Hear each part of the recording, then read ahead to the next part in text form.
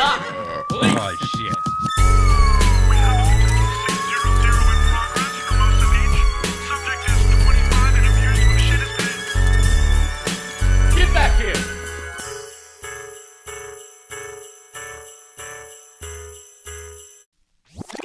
I said Ryan Stickler. Chickler. I said Chickler? Yeah. I thought it said Stickler. Stickler. Oh, you know what's funny? Because the Chicklet's weed, too. So I said Chickler. I know his name. Yeah. But then I was high to where I was like, how bad did I mess it up? And then I was so scared I didn't want to say anything. Right. I was like, that's the worst when you're high and you mess something up. But you're off by like a letter. Yeah. But then you're like, did I just call him Denzel Washington? Yeah. You think you're in another galaxy. The paranoia, yeah. And you go, oh, yeah. When you're off by like one letter and it was an honest mistake and you misspeak all the time. But because of the weed, you go, Yep. ghost and shell. Yeah. Anyways, everybody, community service, please rate, review, like, subscribe. I love you all. Thank you. Send in your poop stories. Send in your party stories. Send it to the Community Service Podcast email or Instagram account. Also, be aware of scammers. Scammers are coming after you little stinkers, and I'm sorry, I don't know what to do. Other than I'm never going to message you and ask you for money. So, and no. Yeah, my accounts also have followers. If there's a new account with 17 followers, probably not me. That's not a brag. It seems logical to me. Yeah. Like, hey, Craig, is this you with no post and 4 followers? No, it's not me. It's a scammer. Anyways, catch me on tour, everybody. We got the never-ending tour. That's what I should call it. Hey, just kidding. I get to go to Magubis. Hey. June 5th and 6th, San Francisco, California, followed by Ontario, California, Charlotte, North Carolina, Oxnard, California, Tempe, Arizona, Pasadena, California, Bakersfield, California. You hear all those California dates? California people always asking me. Those are my headline shows. I'm also always at the Comedy Store in California. Calgary, Alberta, Canada, Richmond, Virginia, Austin, Texas, Corpus Christi, Texas, Raleigh, North Carolina, Houston, Texas, Albuquerque, New Mexico, I'm losing it. St. Louis, Missouri, Salt Lake City, Utah, Portland, Oregon, Philadelphia, Pennsylvania, Las Vegas, Nevada, Seattle, Washington. Cop a hoodie, merch. Right, I already said that. Go do the thing. Today's guest is awesome. Ryan Sickler, not Chickler. I say at the end, you'll see. We smoke a little weed and I go, Chickler. Ryan Sickler, super funny dude. Check out his special on YouTube. Check out his podcast, The Way Back and The Honeydew. He's the man. We have a great talk. He built himself up. I love nothing more than a guy that rises, and you're going to hear his story. He's the man. Check him out on his platforms and my podcast right now. Oh, Joy, what's up? What are we talking about today? Whatever you want, man. God help us. He's Mr. Podcast King. Sir, please pull the microphone to your mouth. Of course. What's up, my brother? Wait, there's so much talk. We're talking about Tupac, bobbleheads. Yeah, the Tupac bobblehead. Baltimore, that's right. Baltimore. He's not from there. No, he spent time there. He was born in New York, was raised. That's where he went to art school. Mm-hmm. Then his mom got addicted to crack, and then he had to go to Oakland. Yep. And then he got bailed out by death row in New York, Rikers Island, and now he's West Coast is the best coast, L.A. baby. And I we're claiming them. Wasn't he born? Was his mom not a Black Panther in prison when he was born? He was pregnant in his mother's tummy while she was fighting the case, facing some ungodly amount of years, 300 years. She represented herself and all the others. Did. There was like 30 others. She beat the case. She fought the prison system to get nourishing food because they were malnourishing her, and she was going to lose Tupac. She's a fucking woman. I almost said man. You really love Tupac. Oh, I love Tupac. I know everything. He's the Black bobblehead. Jesus, bro. Black Jesus, come with me, Hail Mary. You know, you just made me. You just reminded me of something. So, have you ever done jury duty? No. Oh, never, dude. You just don't answer. They go away. But no, they don't, bro. Yeah. No, they Well, then I don't. got warrants. You got something coming. I actually have something out. I got a failure to appear right now. But anyway, we'll get to it. I did a report on Al Capone in high school, And he said, there was a quote that stuck with me where he said, "I refuse to be judged by a jury of my peers too stupid to get out of jury duty." And I was like, oh, how do we get out of jury duty? And it was like, you say you don't fucking get it. That's what I do. You don't sign for it. I didn't get it. I didn't get it. What So mail? I did that for years, And then it happened. bro, for years. Right in the trash. I mean, I'm touching it. Yeah. Throwing it right. I mean, Yeah. years later, I've said this before, I get a red, like it looked like a Christmas card, like a red envelope. Yeah. Everything was Santa fucking is red. real. Everything was red. I was like, Uh-oh. this doesn't look like the ones I've been throwing in the trash. I better fucking show up to court. So I go down. Of course, I'm in the valley too, and they're making it hard. I got to go downtown. I go down there. I hand the thing. It's a black lady working in a window. When I hand her this red envelope, she goes, "Got one of these, huh?" And I said, "Look, I got to say this here.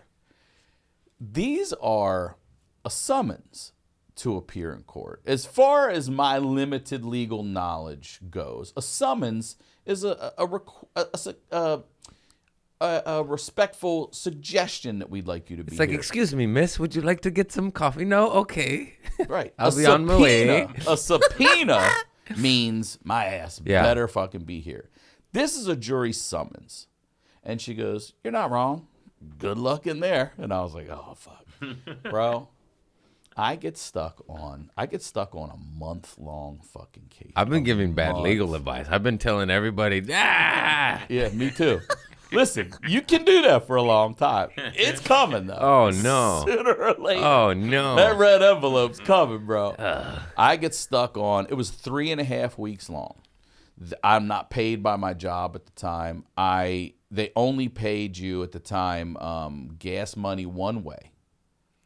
This seems illegal. One way. Like what if you have, like, what if you're the sole provider for your family and you're just out of work and like. Well, that's the shit you try to tell them in the jury selection, and Yeah. they go, yeah. And while the one side may go, "We don't want this guy," that might be the perfect reason the other side does want you. You think you can get a. So I sat and watched. I was in there. Jury selection took a week, and then the case was 3 weeks. So it was a full month.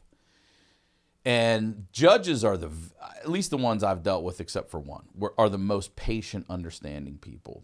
Well, yeah, because they're making $500 an hour. And this It's like, guy, is that what a take judge your makes? time. Is that right? I have no idea. I know they get paid. I know they get kickbacks for. There's so much weird little hidden money a judge gets that's so funny. Mm-hmm. It's like kickback. It should be illegal. Like I'm not a legal guy, clearly, but I've heard Look, neither of us are. I've heard of certain amounts of money just allowed to be given to the judge. Huh. And it's like wild. So there were people doing the shit you hear, like say something racist and say something this, or I don't like black people, or I don't like Mexicans, or I don't like white people, I don't trust the cops. And this judge would go, he every time he goes, "Very well." Everything was very well. And he goes, "You're dismissed." Very well, you're a bigot. And this dude turned around after getting racist as fuck in front of the whole courtroom for jury selection, excited that he's leaving. And the judge said, No. You're off this case. You're going back down to jury pool. And they're going to send you on a case where you don't have any issues with any of those people. So he just got racist as fuck in front of the whole courtroom for nothing. You know what's funny is that guy was get his all name an and act, everything. and he's just loves black people married to a black woman or whatever. Yeah. And it's just an act because he just doesn't want to do it, and then his family finds out. No, I don't know. 3 weeks. It's insane. They set it all up at a Jack in the Box. Yeah.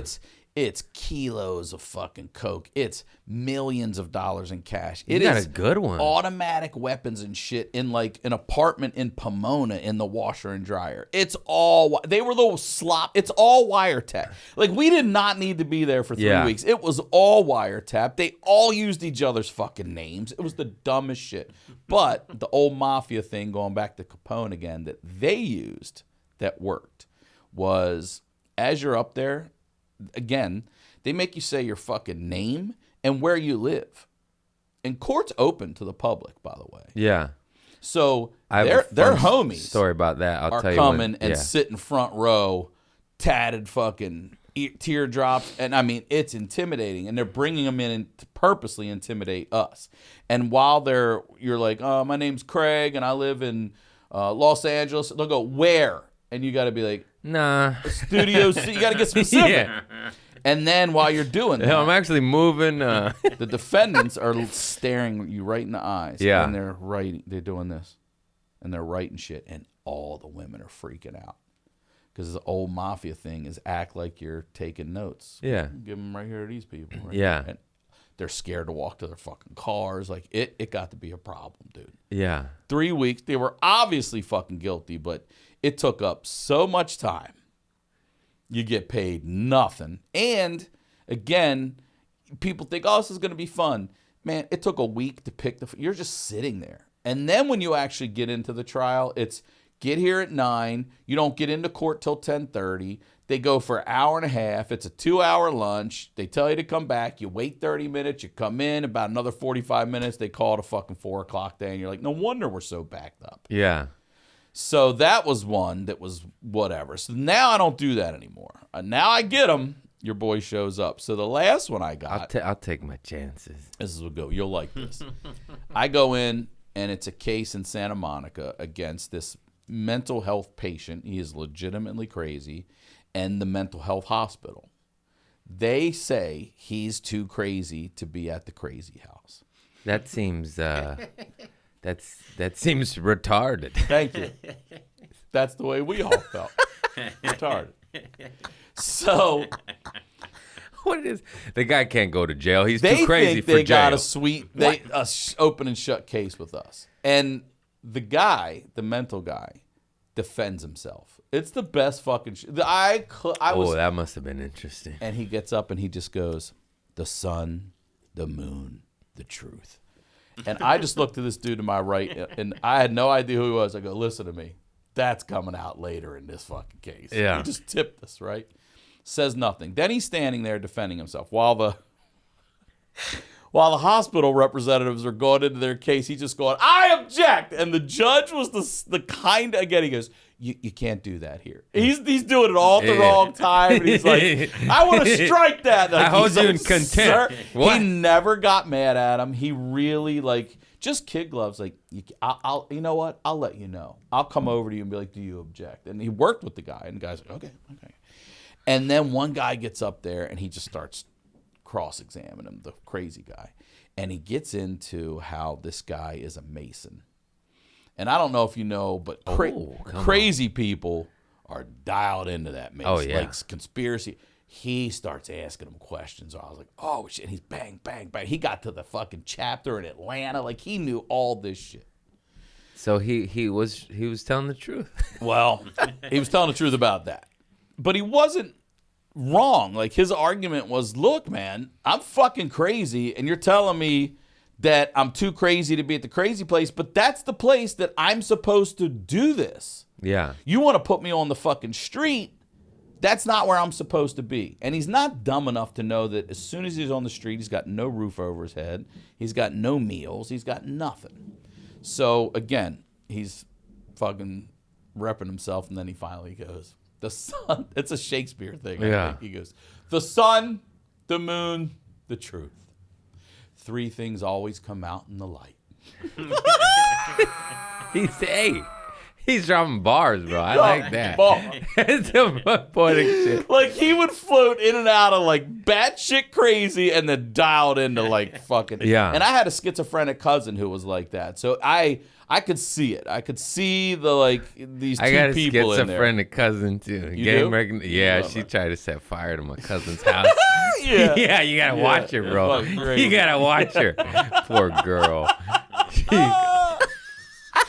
So, oh man, why is everybody so fucked up? We have to fucking go against the guy, and it wasn't close. Like, we were really deciding, and then we got to be like, look, the guy, I don't know, he physically hurt somebody or something. So, also you learn like the state needs a bed, and so if you keep someone too long and you don't rotate them, you don't get this money, and it's all about this money, Oh yes, right? So case is over. we side with the hospital, and then I go outside after I get my paperwork and shit, and I just see this fucking 4 cops. They got a dude face down in the grass, like he's fighting and shit, and they're cuffing him up. I go, what the fuck's going on over there? And the guy goes, oh, this guy just went crazy. And I look, I'm like, oh my God, that's the fucking guy. He's back at it? That's just in my case. And they go, really? What happened? I said, well, we ruled against him, and they were throwing him out in the street. And he's like, oh, that makes sense. I go, what did he do? This guy skateboarded there because he's like a homeless dude, whatever. He knew the fucking reps, and he knew what they drove. He went over and took his skateboard, and he bashed their windshields in, their headlights, fucked their cars He's up. not that crazy. They got arrested. He knew. He got arrested immediately, got a roof over his head, and got a fucking meal. He knew exactly what he was doing. Yeah. He was not going back on the fucking street. Wow. And he beat the shit out of their car within a minute, and he got arrested. When I'm walking out, I'm like, oh, he's fucking going down. Yeah. Dude. Why do people want to be in jail? My cousin was like that. He was so institutionalized. He said, if I can't get a job, I'll just go to jail. And I was like, what? Sir, what are they doing up there? Over the military. The cleaning ladies are there. Oh, great. That's all right. It's all right. No He distractions. took jail over the military?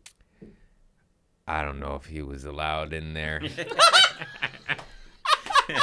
Wait, I got a couple court stories. Let's hear it. I want to hear court This one's stories. sad, I got though. more, too. Dude, first of all, every time I've ever been to court, I run into like 3 to 5 friends of knuckleheads. Like, what are you here for? It's always drugs or stupid shit.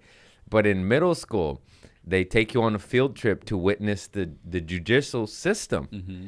And we sat on this courtroom. This is a class, like 30 kids. We're 11, 12 years old. It's like 6th grade.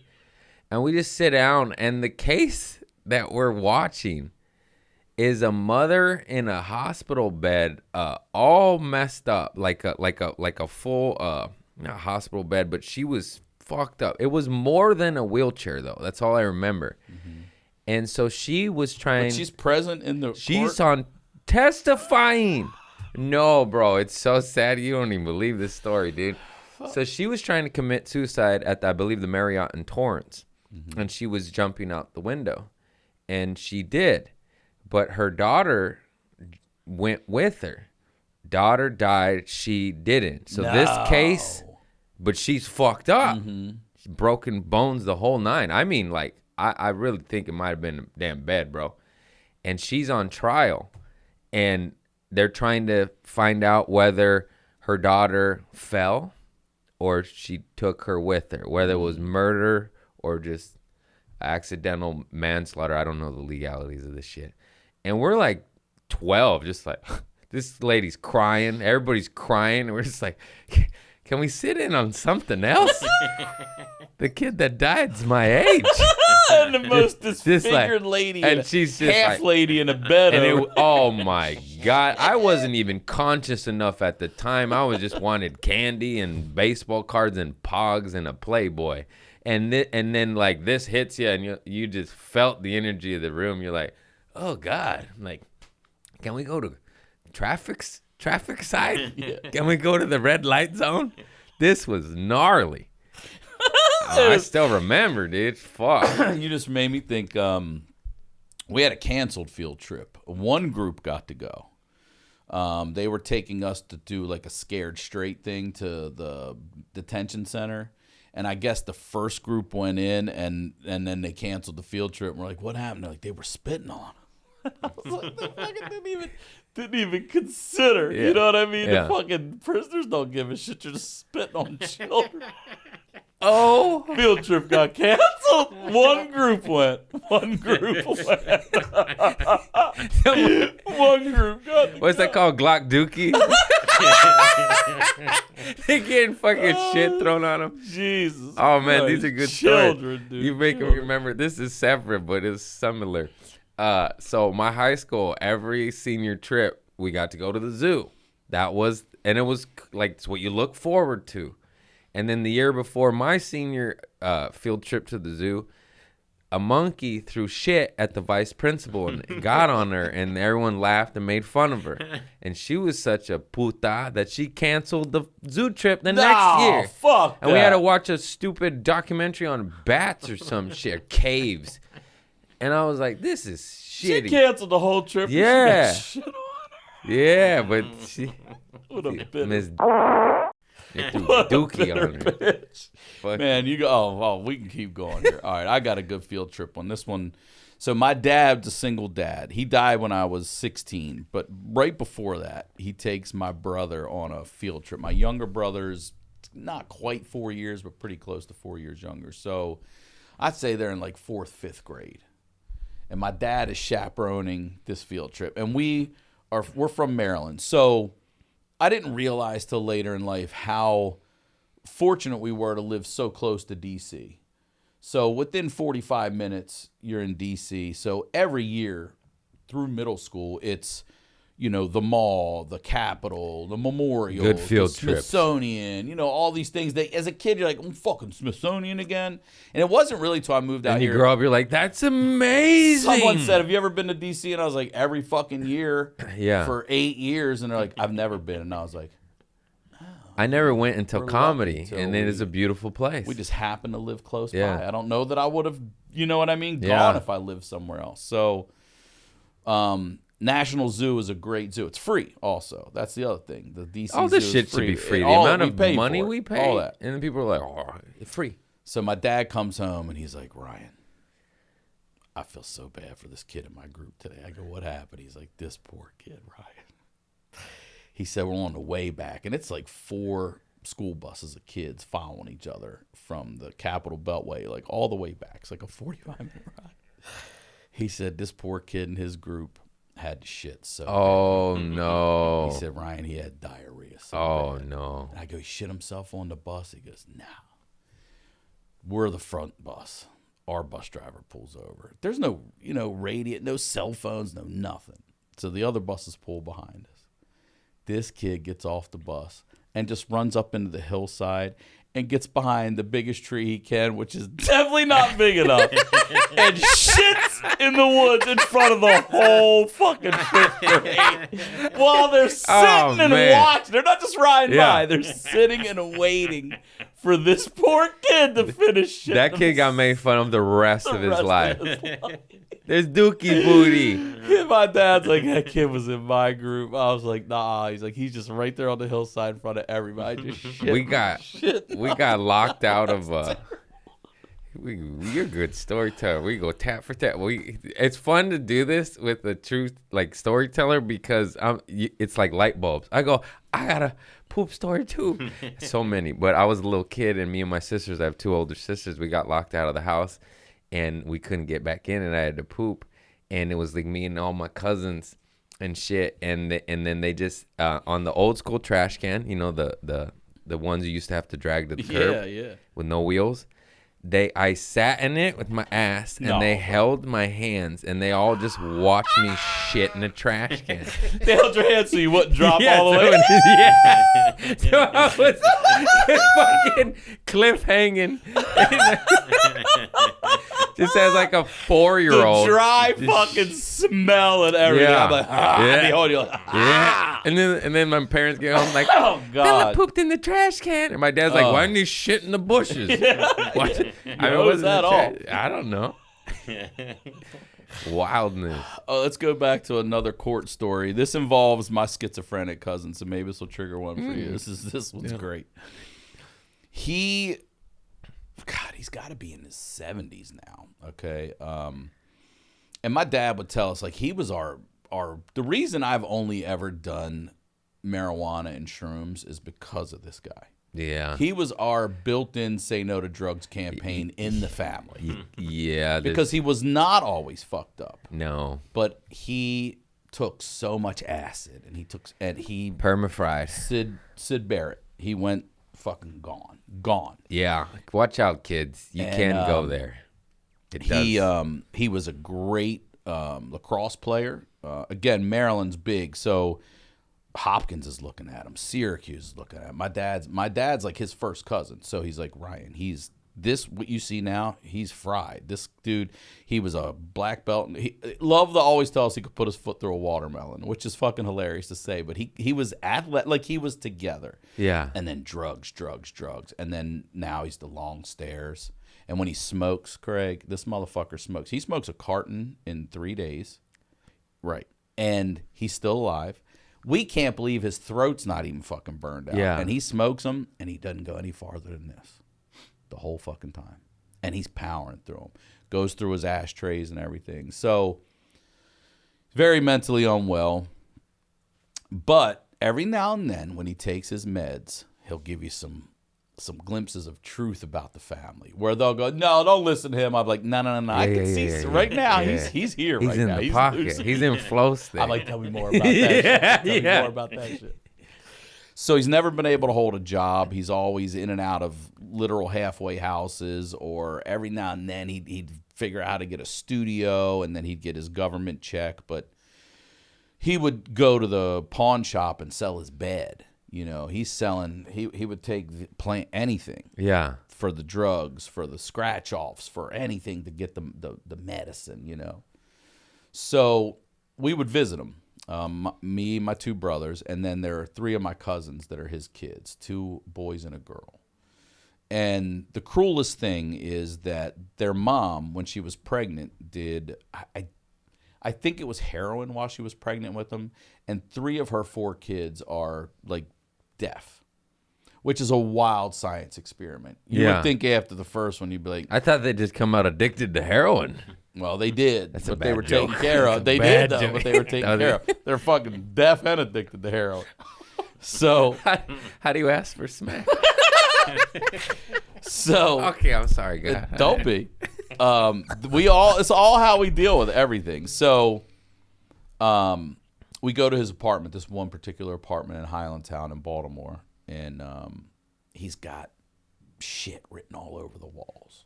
Just all these messages and poems and everything.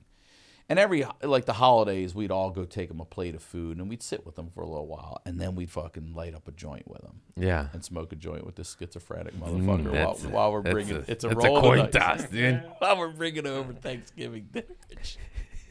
And he's got roaches. He's got maggots. He's got steak on the counter. Yeah. He's got cigarette butts. He's just smoking the butts. He's got poetry written all over the walls. His windows are nailed shut. And I'm like, what is this? What is this? Who are we talking to here? And he's like, oh, well, in the middle of the night, the doctors come in through my window, which is why I've nailed it shut.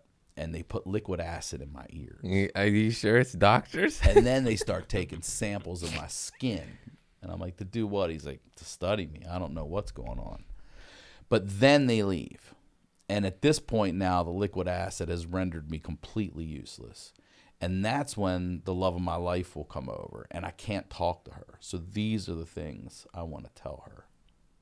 I mean, you know what's funny? As the government releases more information, what if he's telling the truth? You're just like, Jesus Christ, they MK'd Ultra you, buddy.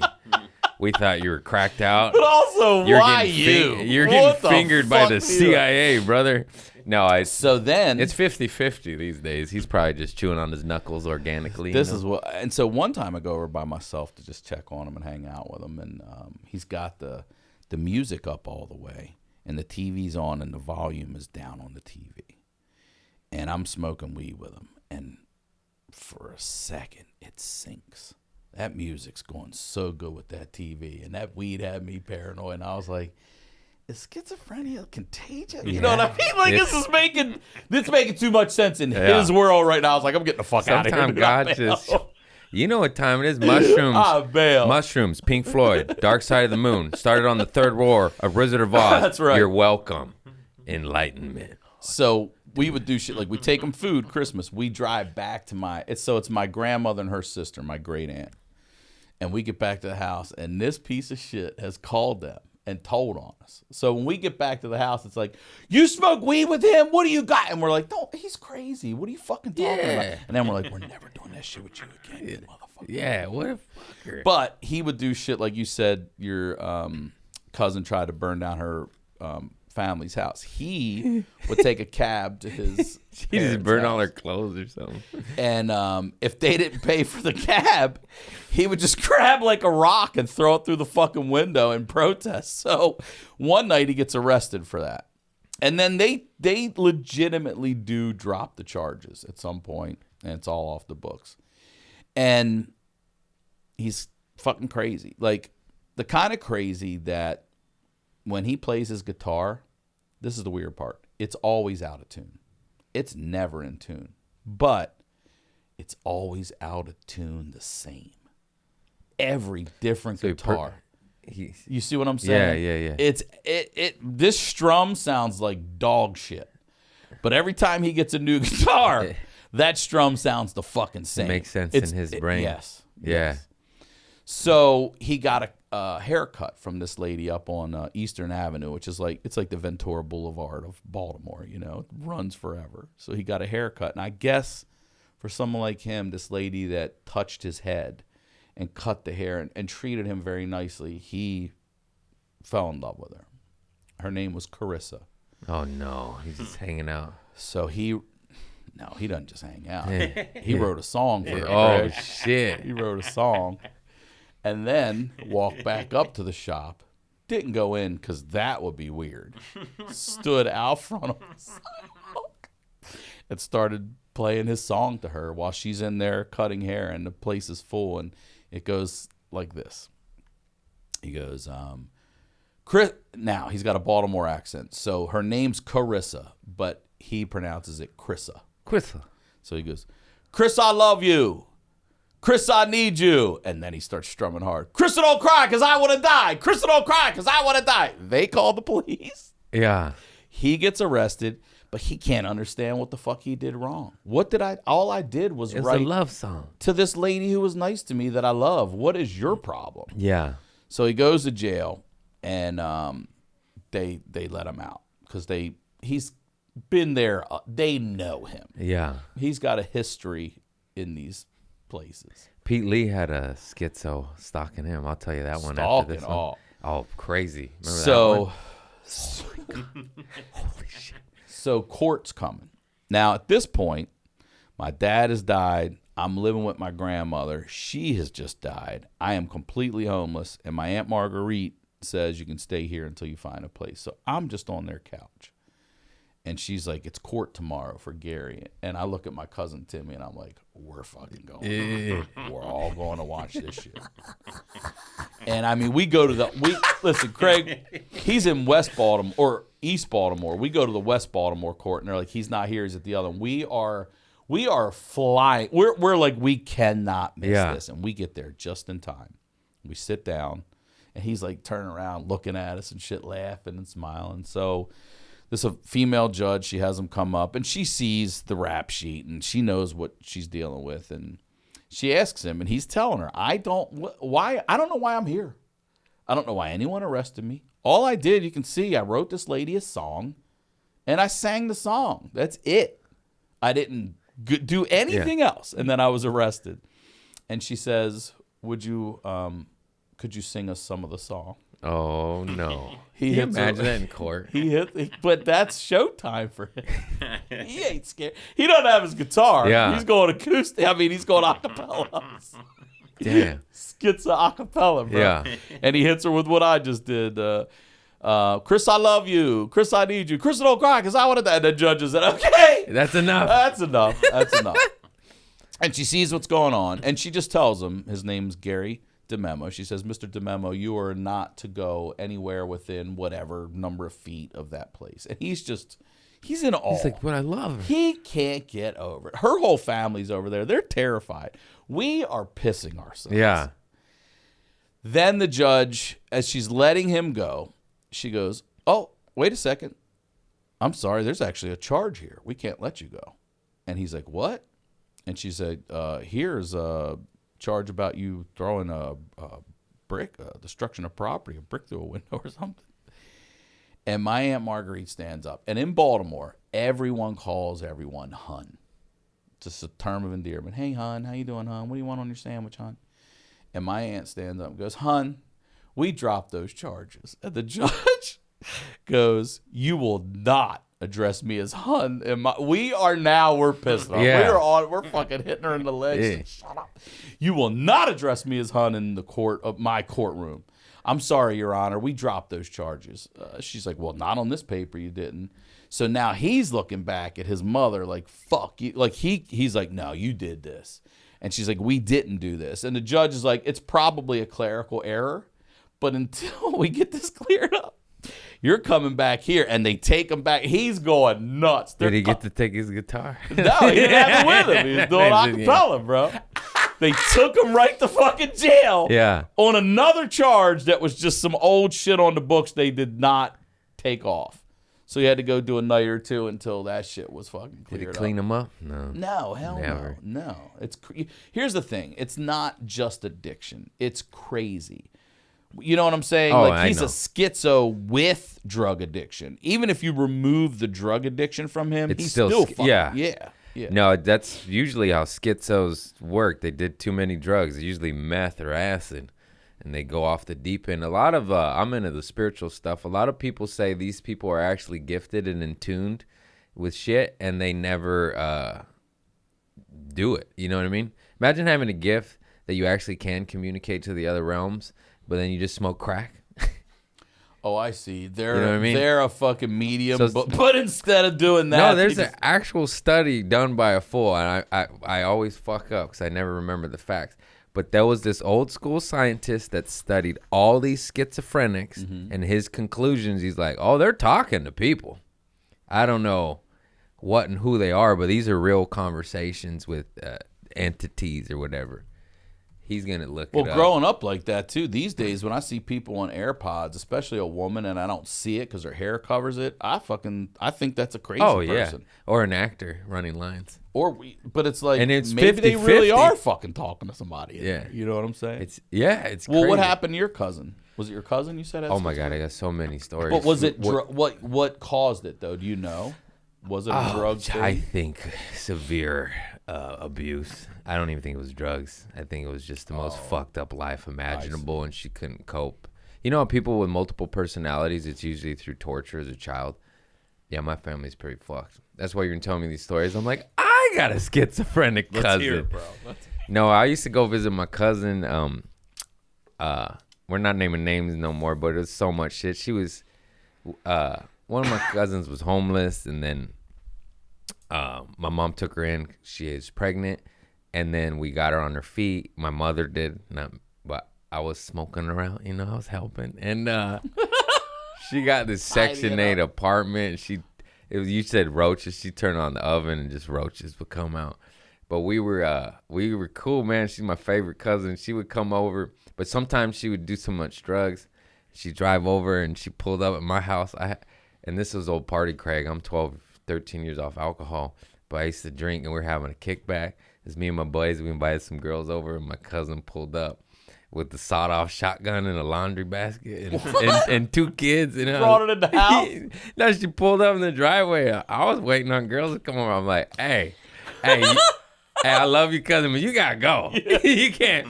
We can't be having kids and guns on this motherfucker. That's crazy, dude. He could never drive. She could drive for a while. Oh, she drove for 2 hours on speed going to fucking. They're He chasing could- me. He They're could chasing never me. get behind a wheel. And then I gave her some money to get a hotel. But then she's like, I'm going to go sleep at your mom's house. I was like, all right, give me that money back. You know, I didn't have money then. And I just wanted to get laid, and I didn't want to deal with this, you know? Yeah, that's not. Everyone's leaving. Hey, I didn't when that sign up for shows this. Yeah. I'm trying to have fun tonight. And they're just crazy shit, man. Wait, there was more. I was, just wild shit, dude. What the fuck? It's good. I love it, though, because she's doing well now. She's killing it. She has her own house in Riverside. We came up, that's why I love Tupac so much. He taught me the rose that grew from the concrete. You can come up from fucked up situations and still be a rose. That's the whole moral of That's that why story. I have that tattooed on my arm. Yeah, really? Same thing, man. My grandmother used to have this. So she had a little row home in Baltimore, and the backyard it wasn't even as wide as this room. And it was a little walkway in it and then just a strip of grass. But it had this, it was for the laundry, but just think of a, little rectangle thing that went up and into the ground, And then from there, it had these eye hooks on top that ran to the side of the house where they had hooks in the brick, and then that was the clothesline. Yeah. That's what held it on the other end. Well, when we got there, we were kids. We were like, fuck that fucking clothesline. So we cut the clothesline down, and we made that our goal. It was our soccer goal, lacrosse, anything that was our goal. But she, long before we were even born, she had planted roses there. And every spring, it would bloom over that thing like a beautiful fucking red archway. Every spring. And every year, they keep coming back, and I'm like, you're not watering them? We're kicking the fuck out of them. We're stepping on them. We've chopped them up and everything. And these motherfuckers are still growing. Yeah. And then when I lived out here, when I lived in I had a single dad place when I first split. And we were on the inside of the building, and you had a flight of stairs that went up. And it was like quarterly, this one fucking rose under the stairwell in the corner of the dark, cold, no fucking sunlight, no one watering it, no one tending to it, no music, no nothing to make Just this thriving. Boom, right through the fucking stairs in my face. And I mean a big ass fucking rose. And it would grow that big from the ground in through the stair cracks. And after that, I was like, man, what a fucking beautiful, resilient, gorgeous flower getting no fucking love or attention and still fucking doing its thing. Well, that's the whole, I learned everything from the internet. And I don't want to brag, but TikTok be teaching me. But the whole origin story of a superhero or supervillain, it's the same trauma. It's just one chooses to do justice and one chooses to inflict evil. Yeah. And it's just two-way street, baby. And yeah, of course, go this way, kids. Be the fucking rose. Don't be the turd. And it's just a choice, really. We're all fucked up. Everybody's fucked up. Everybody's fucked up. Well, that's a good question. I was on my list just because, like I say it in my act, but there's no good comedian with a good childhood. It's fucked up, but it kind of, you cook in the dark and it ferments you. Like Richard Pryor got cigarettes put on his back or arm or some shit. And grew up in a fucking brothel. Funniest run by motherfucker. his grandmother, watching his mom get banged by dudes. And then his grandma, they said she was physically tough and would like punch his friends. And they said like hard, like a man. And then they'd go, nice to meet you. And she just go crack. They'd be like, what the fuck? Grandma just punching you in the intro. And then he said they would fight sometimes. And she would be like, you hit like a bitch to grown men, just fucking them up. What? What in the world? My grandma was the sweetest, the Mexican one, not the white lady. She was kind of mean. I love them both, of course. But my grandmother on Mexican side, she was so sweet. She'd give you everything. She'd give you it all. My Nana would too, but she was a firecracker.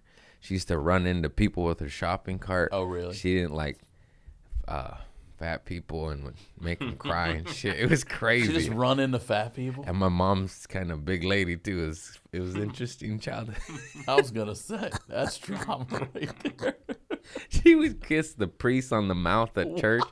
I swear to God, bro. I swear to God. And the priest never said no? Yeah, no, he liked it. The mouth. He was cool. Father Chemo. He was cool. Father Chemo. Shut the fuck I up. swear to God, bro. This is a fucking made He was a prisoner of war in Vietnam. He survived it. He was my priest. He was the man. He wrote a character reference later for me in court when I was dealing with my firecracker okay, yeah. incident. With the horses. Yeah. My claim to fame right here. I make skateboards out Oh, of nice. that shit, Oh, dude. hell yeah. And yeah, I lied. I said like, "Hey, can you write me a letter for college?" And then everybody knew. It was the talk of the town. He's like, "Why did you lie to me, Craig? I would have wrote you the letter." I was like, "I was embarrassed, man." Yeah, Father Chemo. She's a wild lady. It's in my act, so it feels weird. But she would she just drank like a fish. Drove an old school 70s like Dodge, just tanker, and would speed and run red lights. And hit shit. She drove through the parking lot booth arm. She took out the arm at the hospital. At the hospital? Yeah. And then she was telling me and my sisters, I swear to God, we said, what happened? What came of this? And she said, I wasn't sticking around to find out. And I swear to God, she must have been like 88, 89, just fucking taking shit out.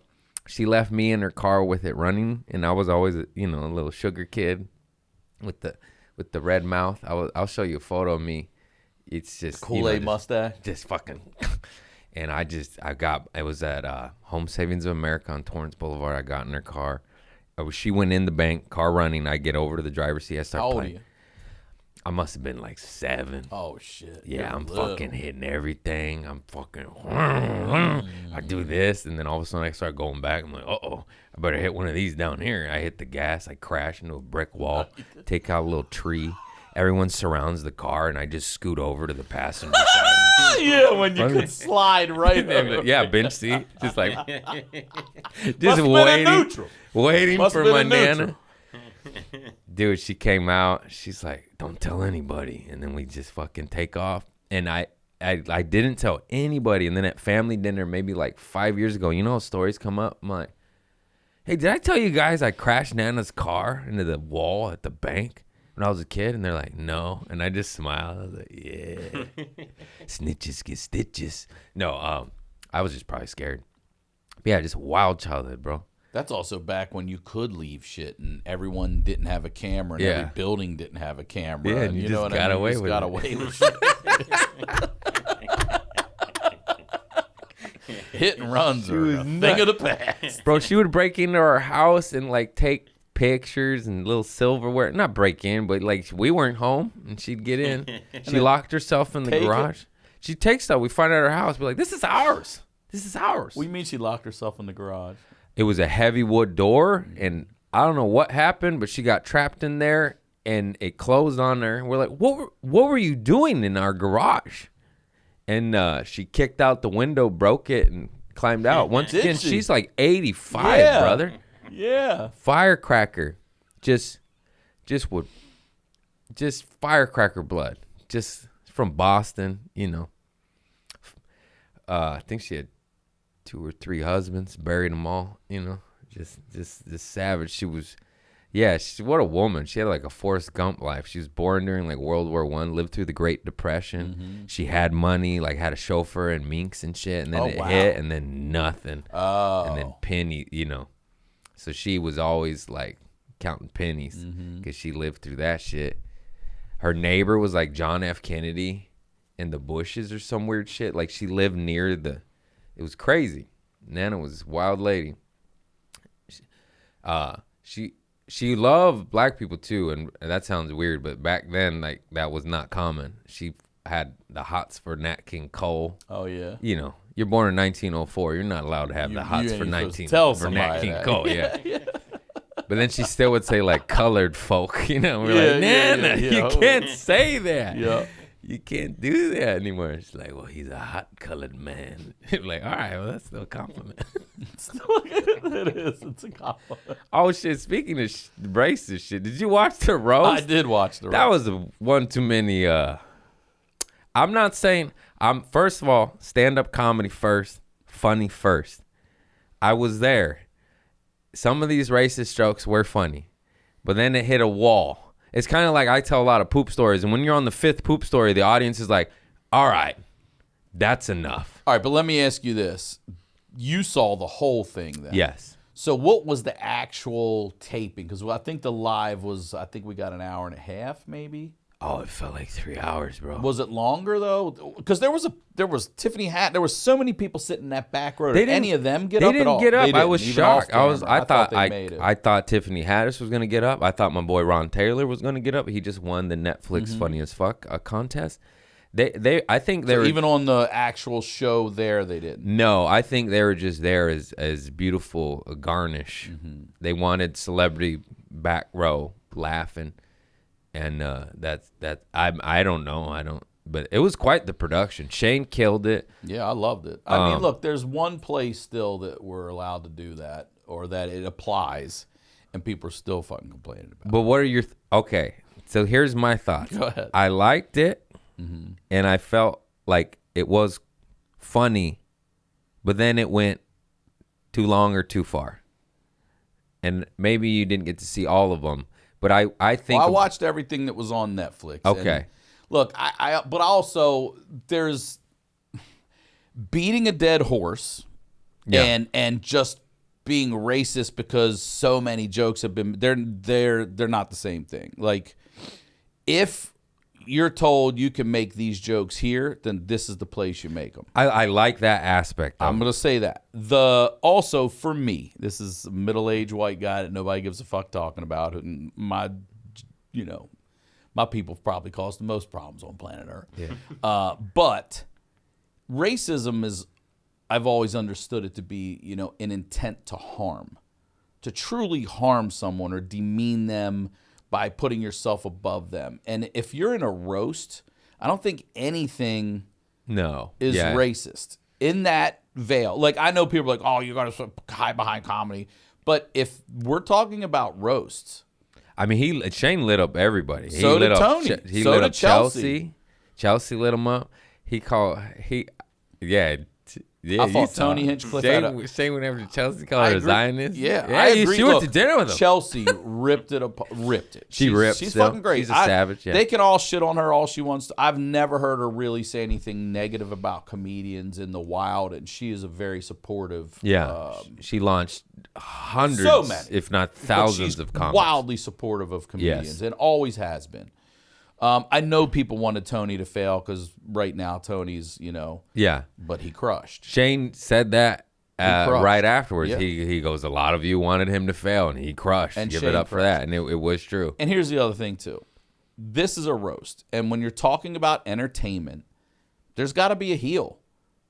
Ric Flair was a fucking heel. Yeah. Tony Hinchcliffe is the perfect heel. And he loves wrestling, and he leans into it. He enjoys it. He leans into it. That's his lane. That's and perfect. I'm going to say this too. All these liberal comedians or whatever you want to fucking call them, and you know who's needed Austin the most? Those motherfuckers. The liberal, left, woke comedians, because without Austin, they wouldn't have had a fucking thing to talk about for the last 3 or 4 goddamn years. Yeah.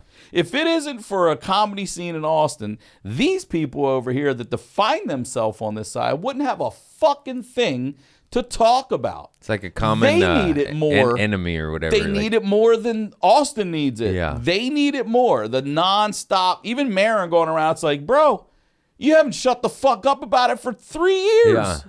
Who needs it? You got an hour out of it. Who needs it? It seems like y'all need it. Yeah. It seems like y'all need it. Yeah. And it seems like you love to fucking hate it. No, Tony crushed. But you were going to say you felt it was too racist. No, Am I was wrong going about to. that? I was trying to say it hit a wall. I get that. It was funny to a point, and then these ones over here, it did feel like the room was like, that's enough. And immediately I just think of my act and how I operate and how I tell a shit ton of poop stories, and how if there are too many of those, it hits a wall and it stops working. And that's what I felt. This is what I'm trying to put down.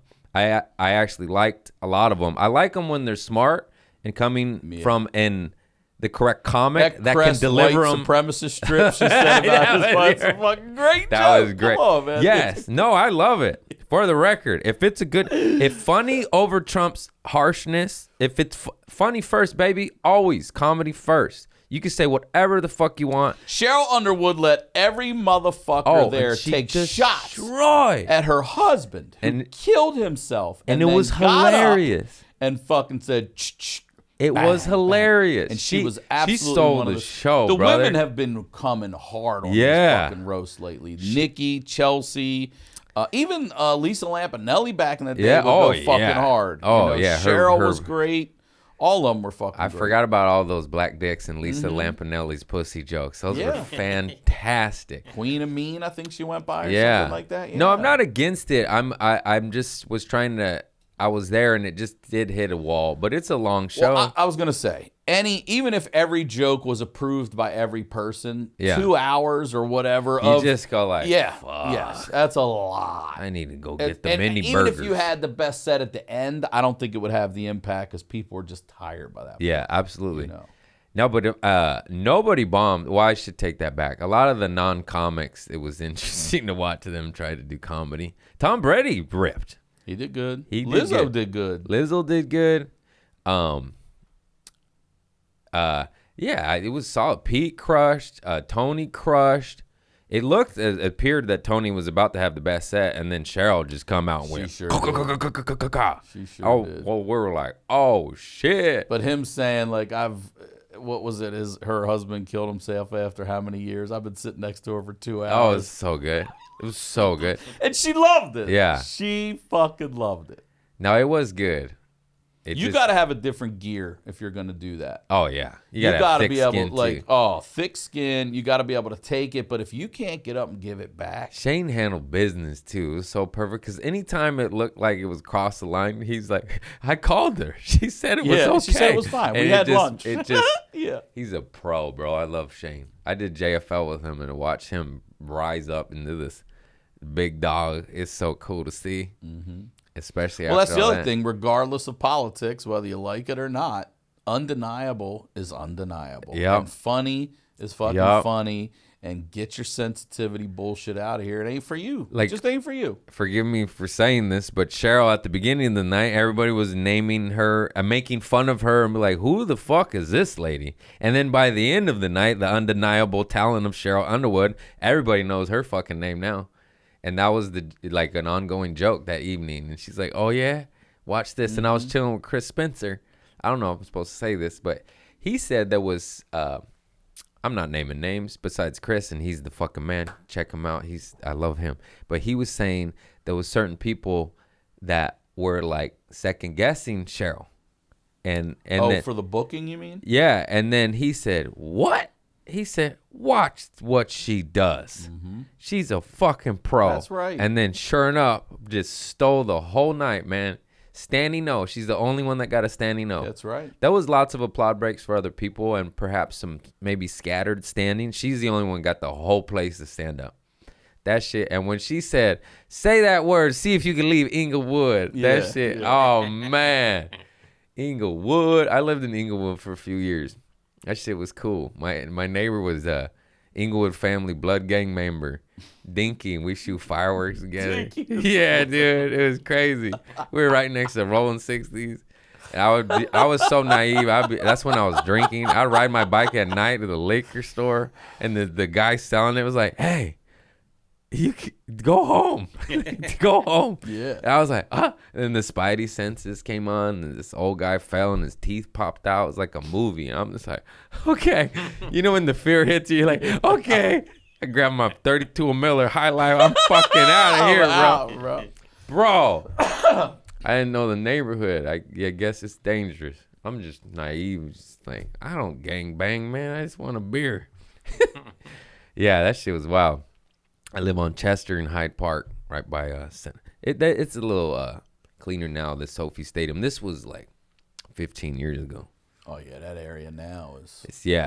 It's good for the people though. They're getting their value. They're getting money, man. Mm-hmm. I think that's gonna be. I took a tour. My daughter and I went to a tour of SoFi Stadium, and I think they said that area, the parking lot area around, it's gonna be Olympic Village. Oh shit! Like the main one. They're building and then after that, they're selling those fucking condos.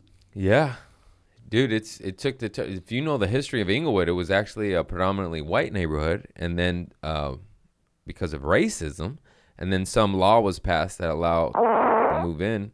Am I allowed to say that? Uh-oh. Your grandmother, though. Oh, shit. Edit that.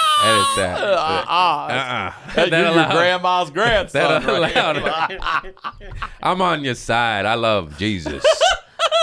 Peace and love to everybody. Kill, kill, kill the white man. That's my favorite part. Black Sheep, when he goes, Chris Farley goes, kill Whitey. They're like, no. Anyways, I seen this documentary on how people would just leave their homes, wouldn't sell it. Racism was so thick, they would just abandon it. What do you mean? Black people are coming in and white people are like, I'm out of here, and just leave. I swear to God. Their house. I swear to God.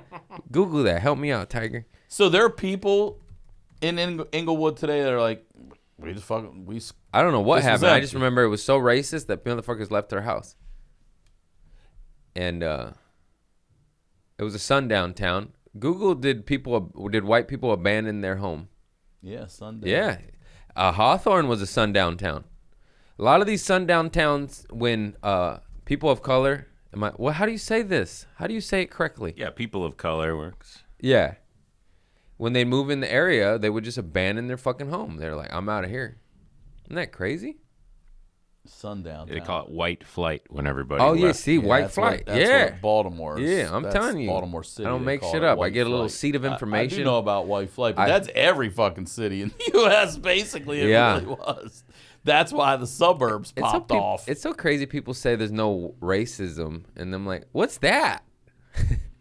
What's a sundown town then? In the 50s and 60s and 70s? In the 70s. Latino, too. Not just black people. Don't get me going about my people.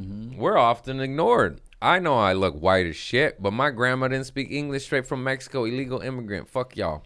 And we never get the press. The amount of Mexicans that were hung by trees too, and no one even knows about it. No one's never learned about that. I believe it's argued that there might be more. There might be more.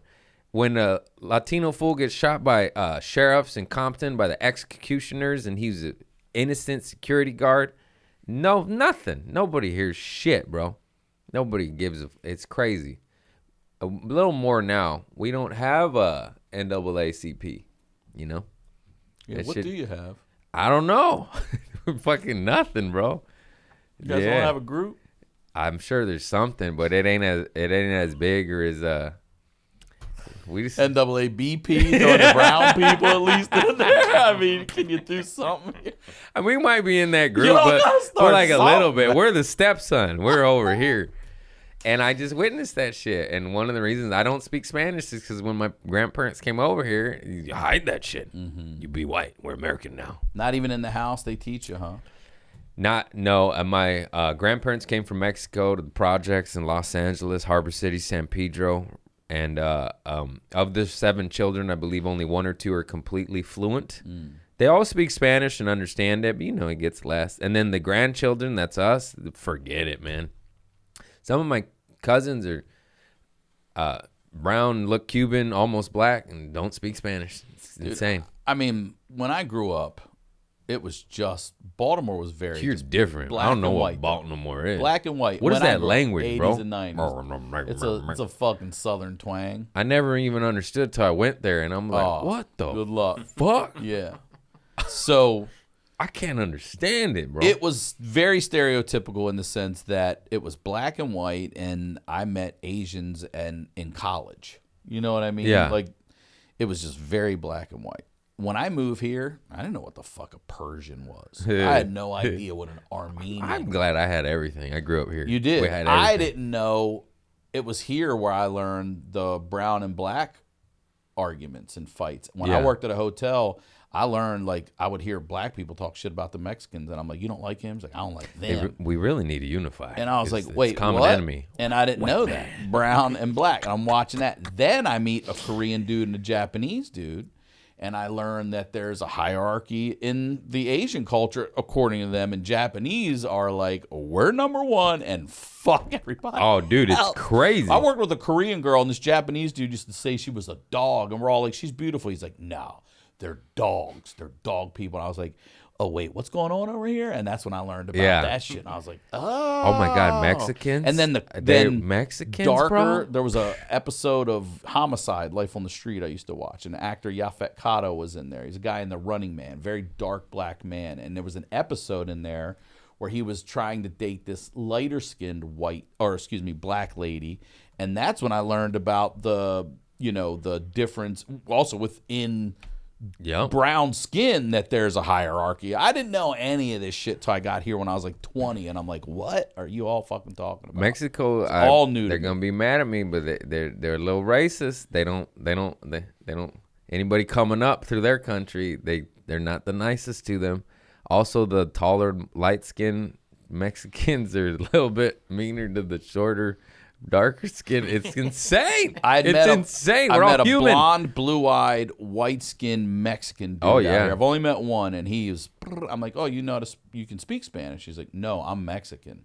and explained to me where his people are from over there. And I was like, man, there's you guys over there too? I didn't know any of this. Yeah, shit. it's wild, bro. It's wild that, some of my cousins look completely white, born in Mexico, 100% Mexican, speak Spanish, speak some English, and they don't look it. It's insane. We're all melting pot. When are we going to... Everybody, we're all Probably one race. It's human race. In It's about the 1,000 human years, there race. probably will be no... That was the great Neil probably gonna be Brennan all, joke. like brown. Where he said, he said, in 50 to 100 years, everybody's just going to look like Bruno Mars, right? Great joke. Probably. Yeah. How long have we been rolling here? Perfect. I'm going to get to the final questions. Okay. Wait, no, I just like to make sure I hit an hour. I do have to tinkle, though. You want to take a quick pee break? You're not in a rush? Because I want to roll a joint, smoke with you, and then ask you 2 more questions, and I got to pee like a motherfucker. But I want to share got one. so Let's much roll goods. You gonna roll one for us? Hell Can I yeah. smell I am not yet. Dude, the gifts we get, brother. The gifts we get. I got so many. You want some weed? They give me so much. I got little gifts.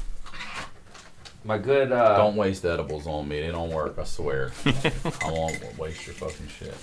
My good buddies at Smoking Promises just give me shit. Here, you could just have that, my brother. Oh shit, dropping the good.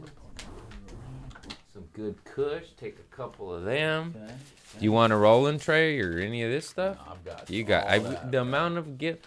Man, this company Dart gave me the coolest little smoky device. Oh, my son's here. Perfect. We'll smoke him out.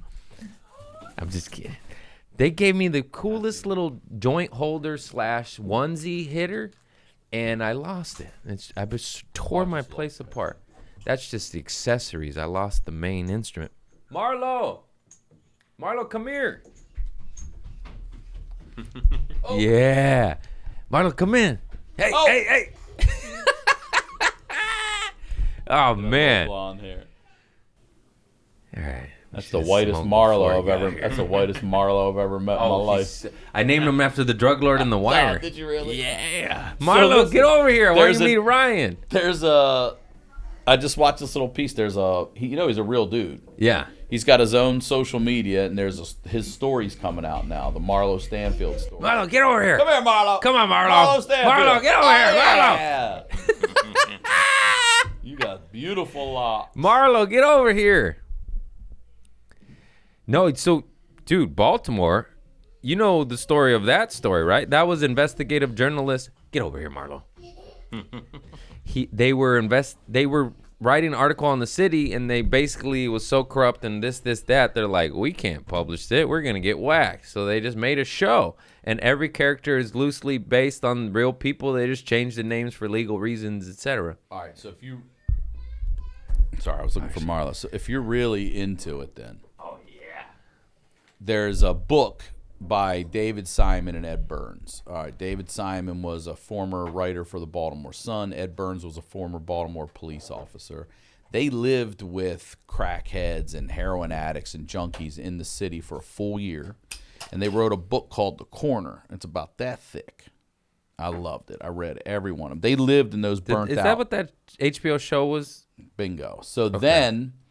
I gotta watch that show. Homicide comes out. Homicide: Life on the Street, which is Baltimore also, and it was right up there with NYPD Blue. I liked it better, but it was critically acclaimed. It was such a well done show. All still in that. Jimmy Smits. Then they come out with, well, if you go back and watch The Wire, Yaphet Kotto was on there. Homicide. Yaphet Kotto. You had Ned Beatty. One of the Baldwin brothers was on there. There was Howie Mandel had just come on and done a guest spot. Belzer was on it. Andre Brower was on it. It was such a fucking great show. So good. Yeah. And then they do The Corner, the HBO miniseries with Charles Dutton. And that was then turned into, the next project then is The Wire. So you've got all of these, and if you're there's The Corner right here. And if you're really into it, Erykah Badu. No, what's her name? Tasha Smith. Hey, toy. But we own this city. it's called. And that just came out a couple years ago, and that's the Baltimore Task Force, the police gun unit that was crooked as fuck and got caught. There it is right there. So there's all this good Baltimore Wire cop stuff. But did you know that if you look this up in the Wire, the guy that created the whole system, the phone system and everything, the real oh God, he plays the preacher in The Wire. He's the priest. He comes in. Snoop was a real season character 4. in the show. He Yeah, was.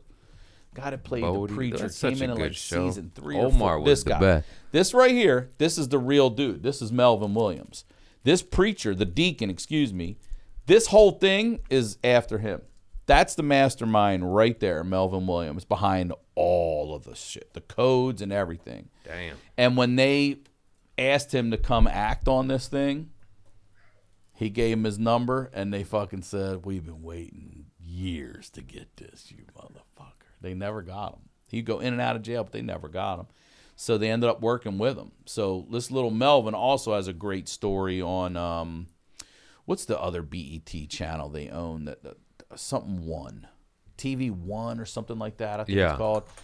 They've got a great story. Look TV One, what was his name? Melvin. Maybe it wasn't BET. TV One, and that's at Melvin Williams right there. Yep. This was him, Little Melvin. So it's a great thing on him, too. You can watch that. That's awesome if you're into that shit. Yeah, it's so fascinating, dude. It's so, like, any documentary on any crime, the Mafia, Goodfellas, Mexican Mafia, Blood In, Blood Out, American Me, I love it, whether it's real or a little cheesy. You watch South Central back in the day, you know, like I watched all that shit. Yeah. It's an unfortunate reality of our world, but it's fascinating. Oh, I love it. I love the underbelly. I love all that shit. I remember watching The Wire, and they didn't want to do the port episode with the longshoreman or whatever that was. And they're like, but it happened, so we have to include it. And that shit's so real. I was just watching the actors talk about it, where their least favorite season was season 2. Because of that. That was the ports and the docks and everything. But it was so intricate to 3 and 4 that you needed it, whether you liked it or not. Baltimore's a port city. I mean, look, the fucking Dundalk goddamn Key Bridge just got ripped down.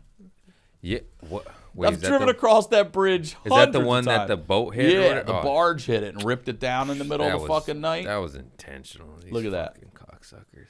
So it's a really big port town. My cousin was a port authority cop for a while. I'm from Port Town, San Pedro, Yeah. Harbor City, Harbor, Exactly. Wilmington. That's the not inner not harbor, North Baltimore. Carolina. You know about that Wilmington? Yeah. Yeah, that one's. Yeah, watch out. There's a Wilmington, Delaware, too, bro. Yeah, is that one rough too? Not like this. This one's rough. Nah, this is the roughest That's where my mom lives, Wilmington. Is it? The rough one. Yeah. In L.A. Yeah, my mom, my auntie, my cousins, all them. Yeah, it's a rough city, dude. They got into some stuff. Some of my cousins are past gang violence and in prison and drugs. It's just wild. It's crazy. My cousin would get out of prison and he would go. We'd drive to the hood. He'd tell me all these stories, show me like where shit went down and shit, and what happened. I'm like, damn, that shit's a wild world, brother.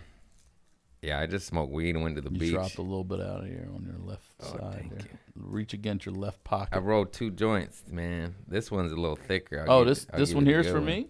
Yeah. Yeah, we don't. We're so abundant. There's some good weed from Hadar. They all give me the goods, bro. That smoking promises. Got 2 bags for you right there. It was $4.20. You know you do a show on $4.20. Oh my God. And now we clip that up. Do you and want more to shut people. this door? Yeah, probably. Christopher, can you please shut that? Marlo's so smart and shy too, cause he'll he won't come in here right now, and then the second this is over, make an appearance. like he'll then he'll come in. He knows when the cameras stop, and then he'll come in. All right, the final questions I have, Okay. which you're perfect for, Can I lean up? Is that my all right? Yeah. I sit like Yeah, this. yeah. Am I? is any we already briefly spoke about it, but this community service.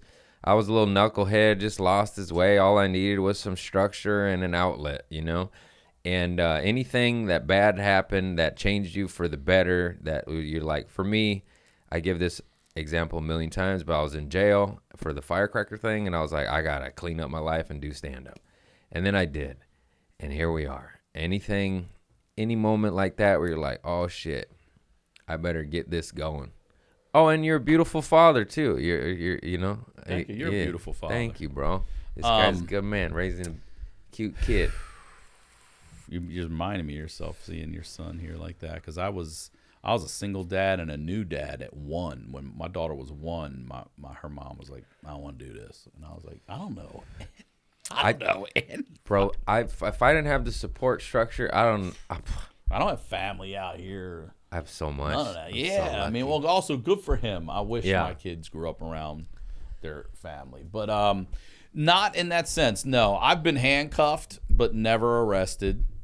Just any aha moment. I'll tell you, Yeah. it's different than the law, because, you know, my mother left our family when we were younger, and my dad was raising us as a single dad, and then he dies at 16. I've got a twin brother.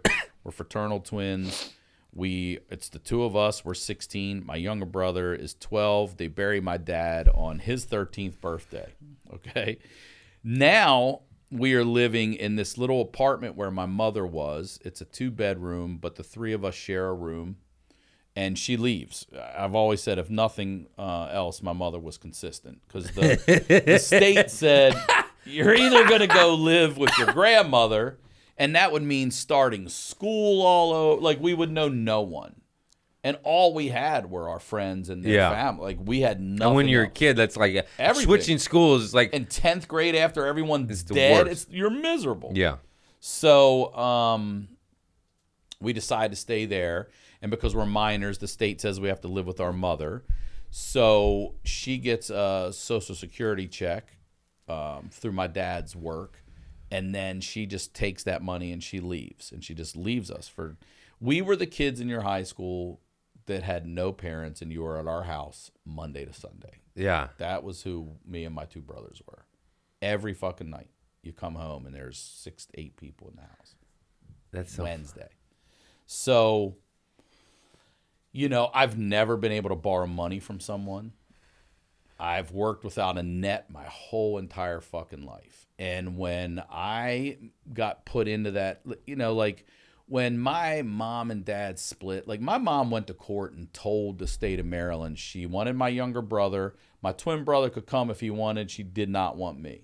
And the woman, the judge, was a lady, and she said in all her years of family court, she had never heard that. So in 1989, she awards my dad full custody and tells my mom, you're paying him child support. You don't hear that shit today. rock on. Good judge. A few months later, my dad dies. Oh, shit. And now it's like we're extra angry, we're extra bitter, we're everything.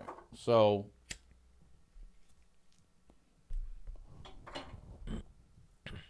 very quickly, it's all right. At 16, Who wrote that?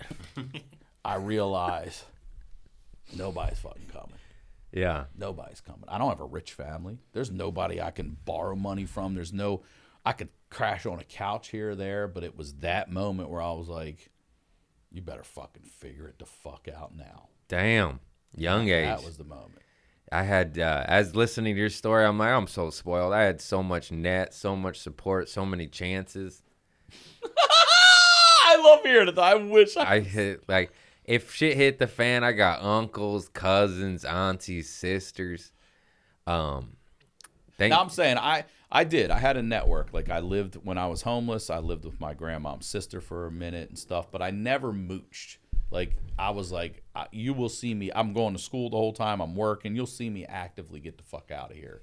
And I did. I was mooching. I was not. I was a moocher. I felt like a moocher. I felt like I don't want to be a burden to these fucking anybody. Yeah. Like, let me just go do this Well, myself. good on you for being the damn man and rising up. But that was it. Yeah.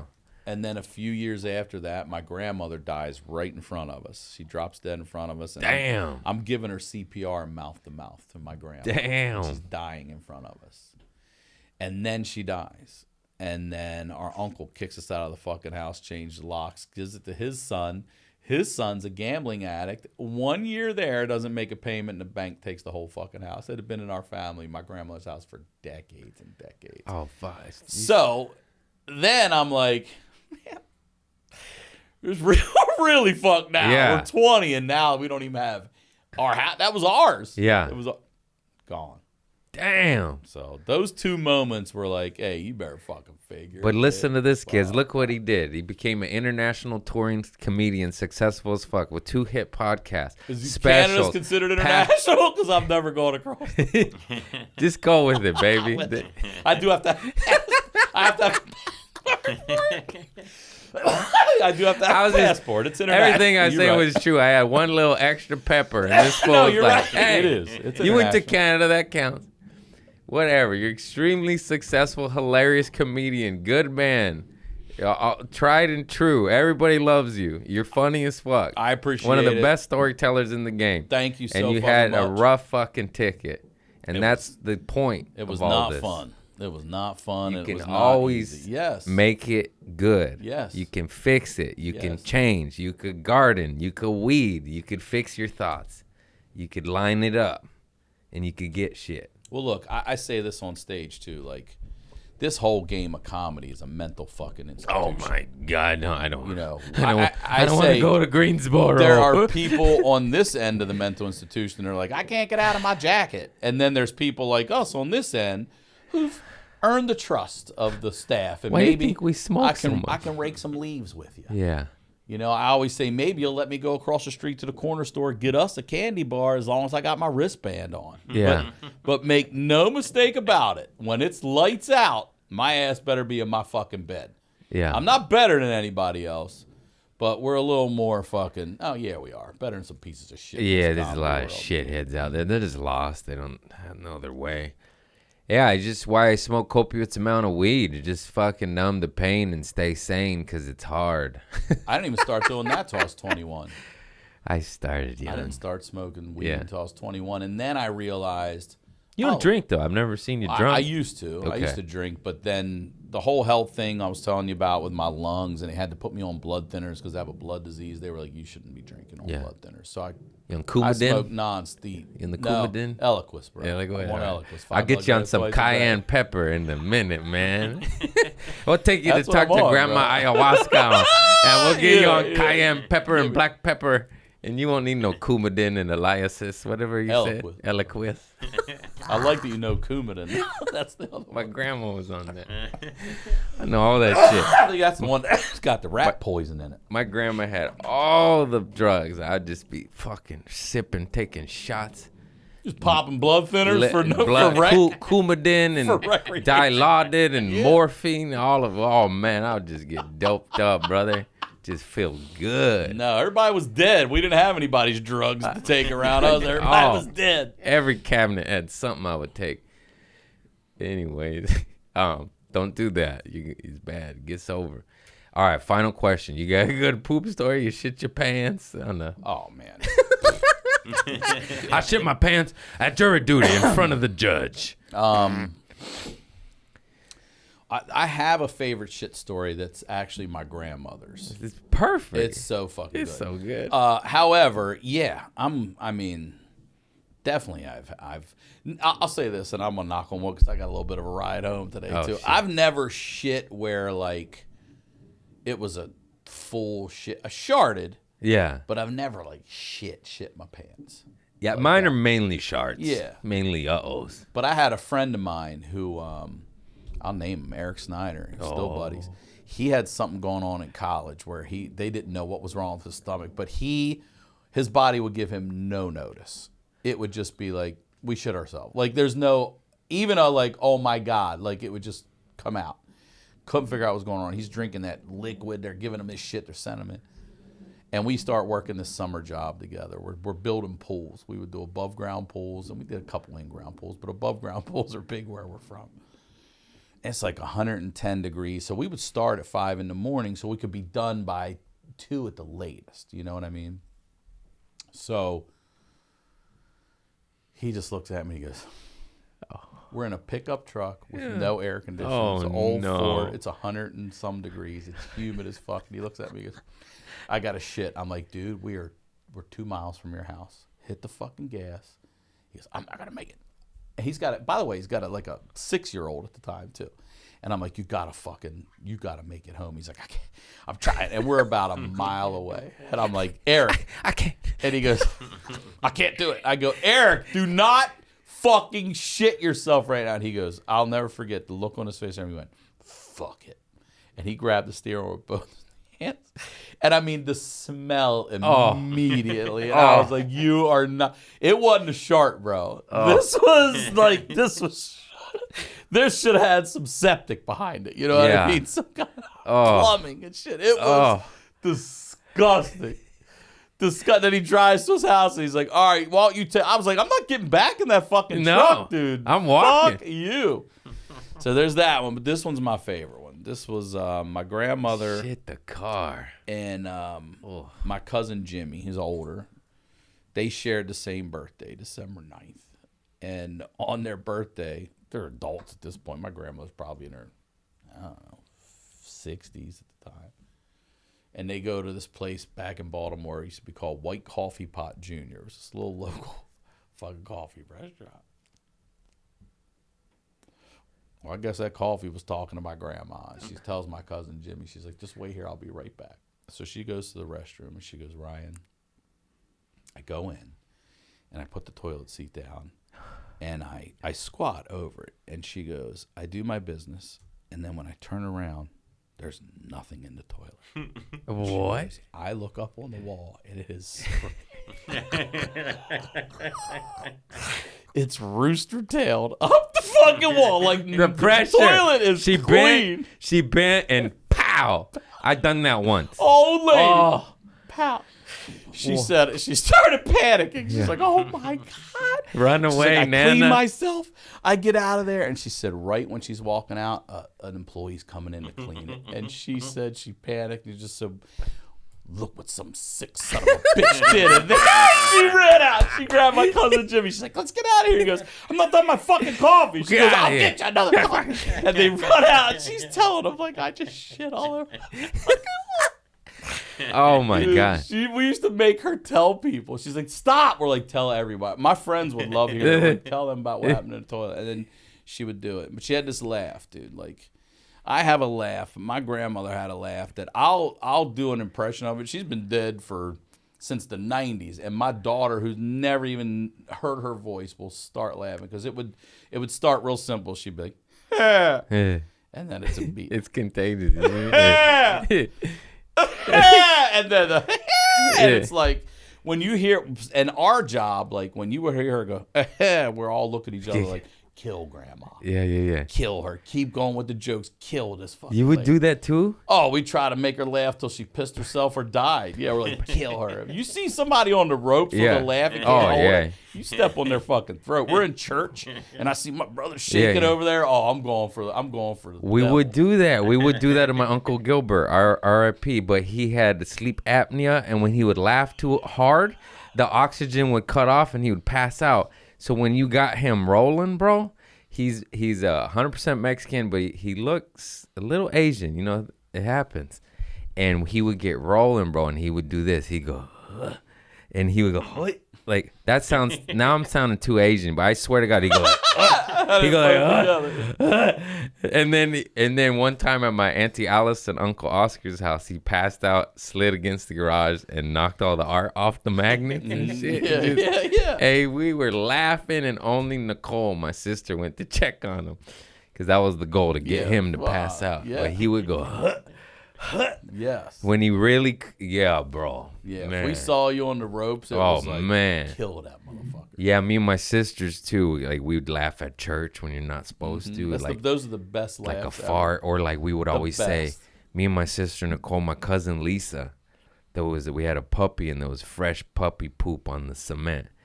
But we were good kids. We said, Lisa, don't move. Don't move. What'd Lisa do? She moved. She stepped back, fresh shit between the toes, brother. Our funniest, funny memory to go to, like. And so we'd always say, like, hey, remember when Lisa stepped on the poo-poo? And we'd go, I just at church, just man, I love to laugh. That's why we do what we do, baby.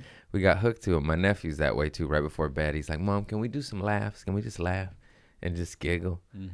10 out of 10, I recommend. Well, everybody, that's our show. Thank you so much for doing it, my brother. Thank you for having me. Community service. Oh, no, I'm too high now. Community service podcast. My man, Ryan Sickler. We'll tag him. Oh, what'd you just call me? You're way too high. I know, dude. I can't do this no more. I smoke too much. First high of the day. Can I plug my special at Yes, the very of end course. of this? Go watch my special. Go watch my special. We'll provide all links. Go watch my special. That's why I wait till the end of the show to Live get and high. Alive I'll and fuck my it all podcast, up. The Honeydew and the Way Back. Go watch his episodes first. If you're going to watch anything first, go watch Craig's Honeydew. Go watch his Way Back. Thank you You had so great much for episodes. doing it. Yeah. I'm excited to go wrestle my boy and be too high and be like, oh, no. No, and then much love. Check them out. Click the links. Thank you. Namaste. Hello. Is there anybody in